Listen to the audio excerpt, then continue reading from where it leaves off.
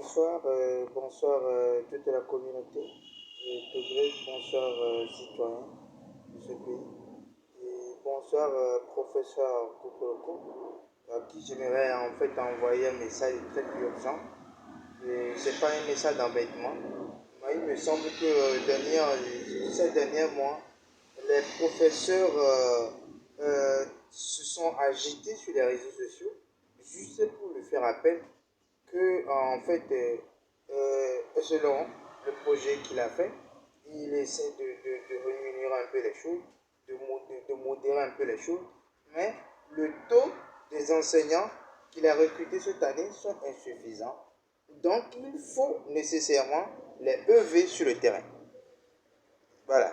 Donc s'il faut renvoyer tous les EV sur les terrains, sur le terrain éducatif, ça veut dire que les professeurs enseignants, ceux qui sont intégrés, ne seront pas suffisamment et voilà.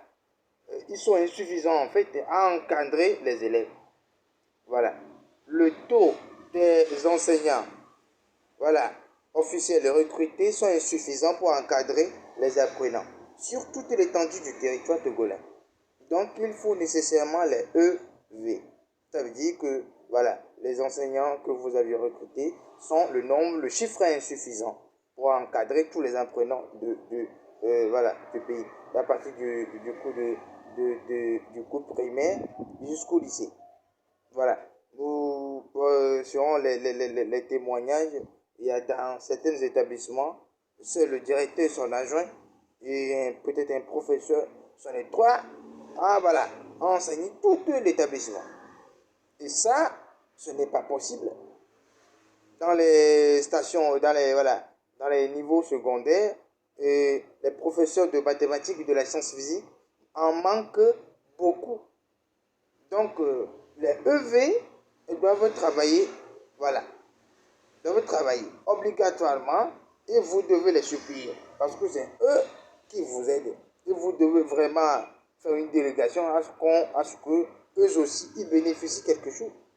Si le budget ou bien le projet que vous aviez fait pour le compte de l'année 2019-2020 ou bien voilà 2021-2022, c'est le chiffre là que vous pouvez supporter. Là, vous devez être sincère et clair et faire une grande réunion des parents d'élèves sur le plan national de pouvoir trouver une solution à ça. Voilà. Ce n'est pas possible que 4 professeurs ou 19 professeurs dans 6 écoles. Ça, c'est insuffisant. Ça ne peut pas marcher. Ça, c'est insuffisant.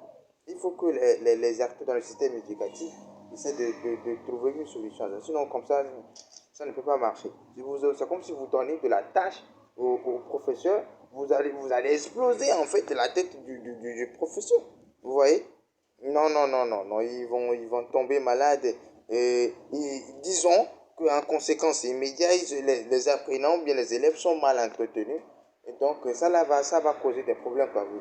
Je ne sais pas si ce que je dis, je me suis fait clair en fait. Donc, ça va leur donner tellement de problèmes. Donc, nous voulons lancer ce message à M. Kokoroko de trouver voilà, une solution à ce problème. Sinon,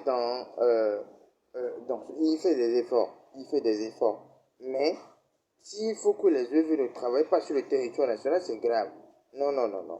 Essayez de les intégrer quand même. Mais si vous ne voulez pas les intégrer, à travers la réunion des grands-parents et des parents d'élèves, je pense que vous pouvez essayer de notifier ces œuvres-là. Prends soin de eux quand même. Parce que eux aussi contribuent beaucoup. Ils contribuent beaucoup, beaucoup, beaucoup, beaucoup. D'accord. Les protocoles que vous avez posés cette année avant qu'un enseignant ou bien un candidat soit admis, bon, nous ne pouvons pas dire que si c'est mal, mais quand même, on vous prie d'essayer de s'occuper des eux aussi. Ils sont très intelligents, ils sont très importants. Sinon, leur taux dépasse même les enseignants recrutés. Donc, déjà, obligatoirement, il y a un problème là-bas. Il y a un problème là-bas. Ça ne peut pas fonctionner. Voilà. Donc, merci beaucoup.